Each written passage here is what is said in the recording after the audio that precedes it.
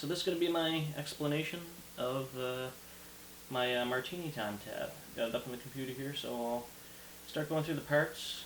Hopefully you can sort of see everything. I'm going to try to get my right and left hands in here as best as I can. So, the intro. This is how I play.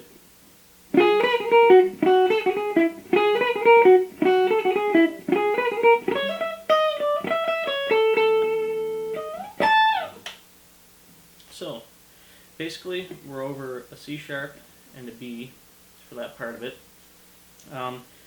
So with that first chord, that C sharp, you're just playing an arpeggio, that little triad, root, third, fifth. So it's going to be a C sharp, an F, and a G sharp. And you're just gliding the pick down across all of those. And then on this B string, it's going to be 12, 9, 11. And then finish off on that F sharp.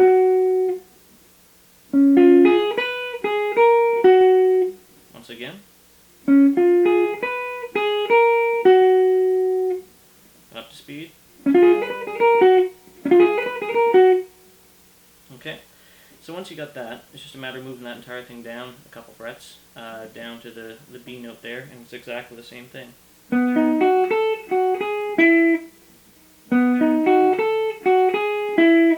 And you notice the fingers I'm using for that too. That's really important because if you don't have yourself sort of orientated the right way, when you get up to speed, it becomes a real finger twister.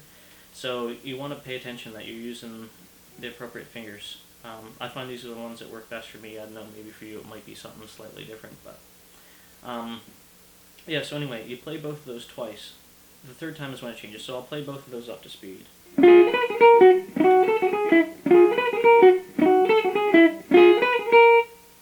So on that third one, you stop on that there, and then we have this next.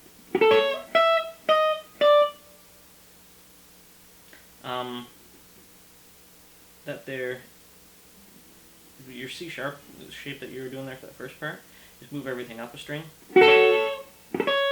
That's your important note there. You can either mute these two here, or if you do play them, you just really heavily palm mute them, and yeah, that just sort of gets the right sound. Then those three notes, 12, 11, 10, just a little chromatic thing.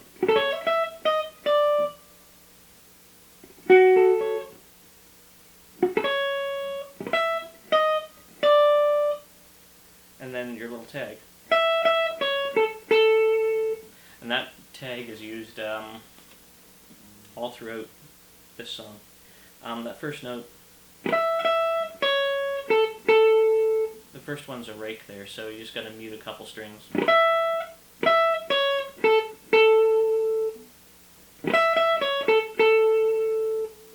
Just like that. The next part is just that main riff. Maybe most of you guys have figured this out. It's all over A, so.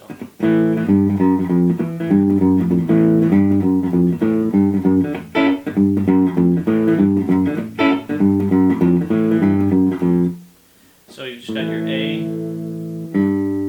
G, F sharp, F. That's pretty much self-explanatory. Those little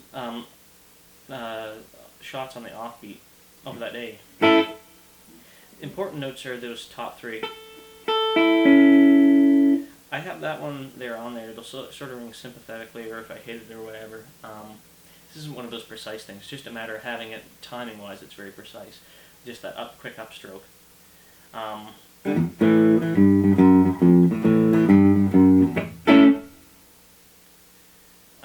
Just getting that really tightened in there is the important thing.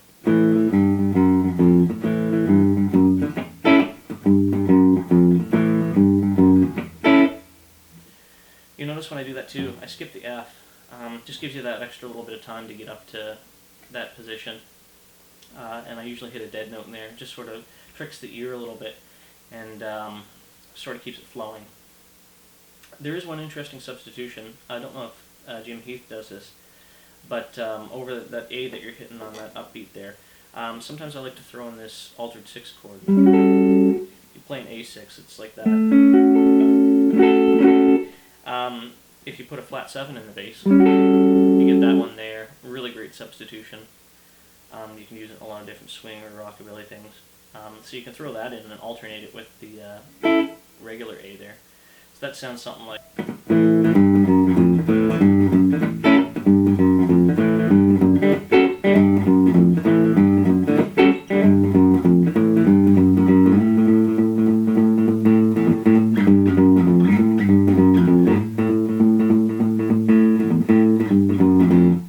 That's the party behind the verses there, and that's just his tremolo picking thing that he does between 2 strings. You got your low E fretted at the 5th fret, and then that A, and you're just up and down on both of them. He talks about that in one of his old videos, and then it's just a matter of going down, same as with the other riff. Yeah, pretty straightforward. You guys will probably have that. So, the next section here, we're into the solo. This little half step thing. Basically what it is, you're starting a half note below the one you want to be at. Just using index and middle finger, and this is just in sort of that A position, and it's just going to be a hammer on.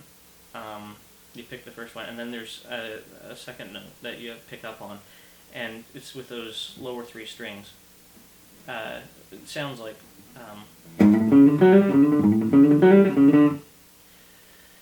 so it's always down, up with the right hand.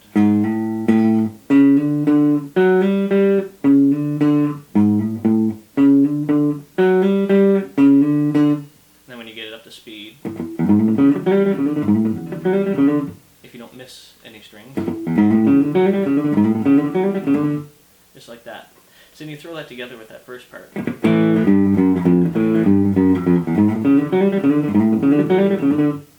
Just like that. That's easy enough. I think it's sort of self-explanatory. This next part, I do this a little differently depending on the night and, you know, what I'm feeling. But this little quick riff he does up here.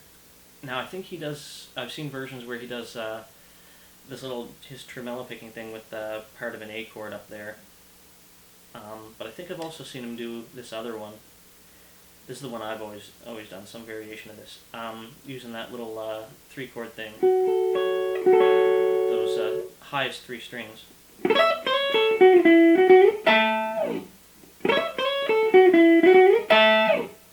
So that's just picking down across those 3. Again, you can use all 3. It's just a really quick downstroke across those. Sort of a sweep across them. Pinky, pull off to 11, or you can just do the pinky and hold that note just slightly longer. That'll work too. Or you can do a pull off right back to the 9. Anything will work there. It's just a matter of getting that type of sound and rhythmic thing going to it.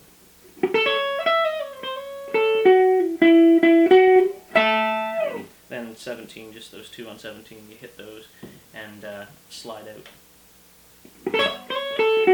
It doesn't have to be really clean. The main part is making sure that you get sort of that note in there and that little diddly bit after that. So if you play it with that first part that goes with it.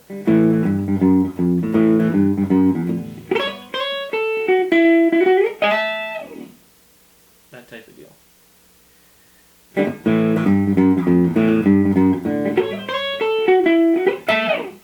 Maybe a little cleaner.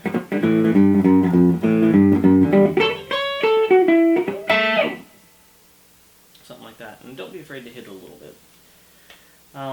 Okay, so from there you're back into that riff again, and then there's these climbing chords. Now,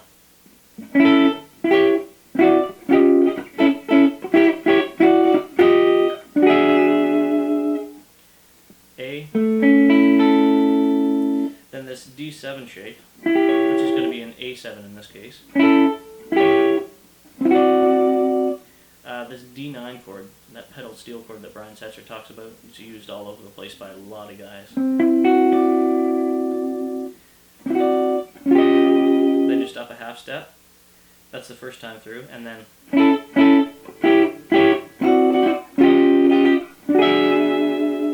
to the E that last time, and then that tag riff. So you've got, let's do that full solo.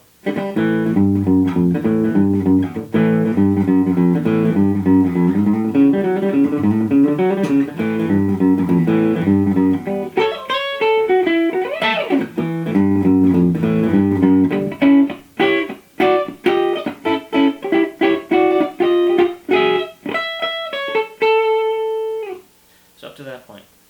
Now, this next part, this can change, but this is sort of a outline, I guess. The main point is just to follow the chords that are there. So the thing that he does a lot of the time is a modification of that main tag riff, because it's got to fit over leading into this D7 chord. So what he plays is, I think that's what he plays. That's what I've always played for. Okay, so I'll play this entire thing through, so as slow and then up to speed, and that way you can sort of maybe grab some of the phrasing of it and stuff.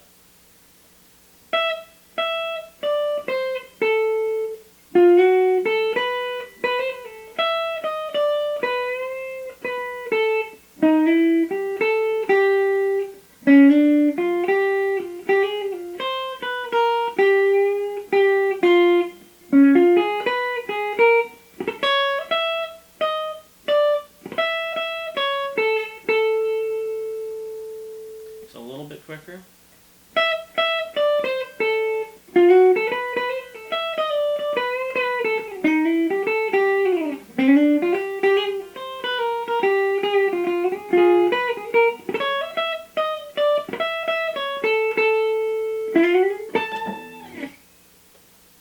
So, but that there is just a matter of getting the phrasing sort of following the chords. That might be one option. There's a whole bunch of options, really, you know. Just a matter of experimenting around a little bit, I guess. So let me play that up to speed now.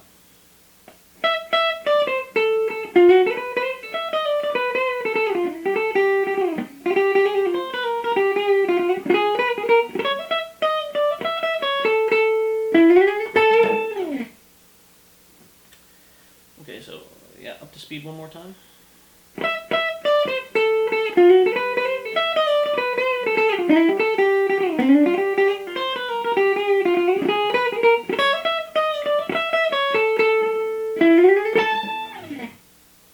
So on the end of that, I try to put something different from what I did on the intro, just to change it up.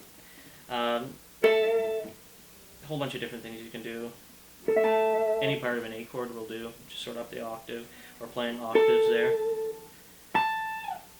Anything really. Just nice to have something to change it up. Short of that, it's pretty much all the riffs you've already learned all the way through.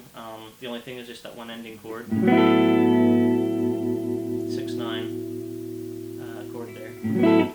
But other than that, I think you should have it. So I really hope this video helped you out. Hopefully you can see what I'm doing here and gives a little clarity to it. And the main thing is just to have a lot of fun with it. And this is just a great tune to play. I really enjoy it. So I hope you will too. Good luck with your playing and everything. And we'll see you guys around. Rock on.